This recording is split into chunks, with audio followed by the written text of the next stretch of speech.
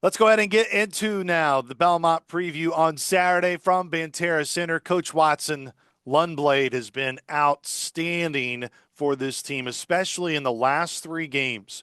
24 made threes is what he's had. 24 of 38 from three over the last three games. Saluki fans, of course, remember Troy Hudson and the career he had in terms of shooting the three ball. Man, Lundblade is on that type of a historic pace here over the last three games. He was also the one that Southern fouled late in the game and sent him to the line. That was a huge determining factor in game one. He wasn't even on my thought process on the play that he gets fouled. And as much as we didn't care for it, it was a foul. And it was really good action again on a side out or under out, whatever they were running to, that they needed a bucket at that time. And I had Rogers getting a shot. I had everybody but this guy. I mean, think about the confidence that Coach Alexander had in Lundblade in a game that was a big game for them because they had a 12-point lead at halftime. That thing shrunk. Southern kept fighting and clawing back, and they had to have a bucket in that out of bounds play. Jonathan Pierre still leads them in scoring when it comes to in-league games, almost 16 points a game, just over 5 rebounds a game, one of their leading rebounders. He had the game-winning shot ultimately at Bradley, just a tremendous athlete who has shown to be a major impact. And if it wasn't for Bennett Sturts, probably would have a very good case to be newcomer of the year.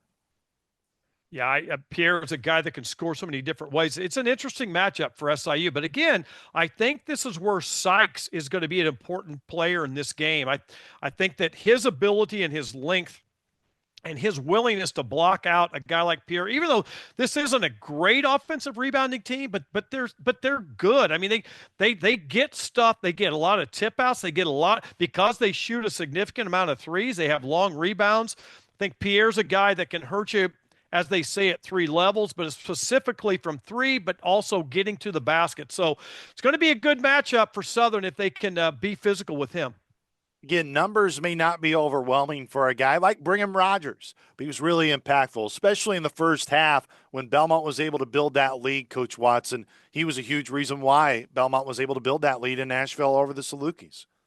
17 of their 90 points. I mean, and he just had his way. But I think Moreno was a big factor in that second half. Moreno came in and Southern was making their run. I think his width and his size. I mean, I know we talk about how Moreno's got some things that he's got to get better with the communication on the screening. He's got to be a better verbal action guy there.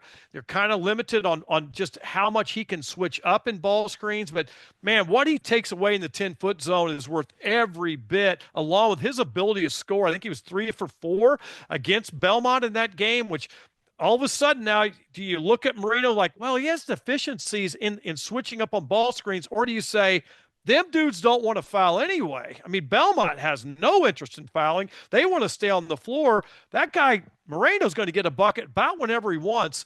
He is so crafty, he has such good hands and feet. Man, I'm taking that trade every day of the week. Sharnowski and Orm both missed the first game, and they've kind of been in and out at times for Coach Alexander this year, which we heard him talk about that in our interview segment. Getting them back are no doubt going to be important, and whether they play or not, Coach Watson described those two and what they mean to this Belmont team and how it does change the dynamic for Belmont when they are at full strength and have both of those guys available.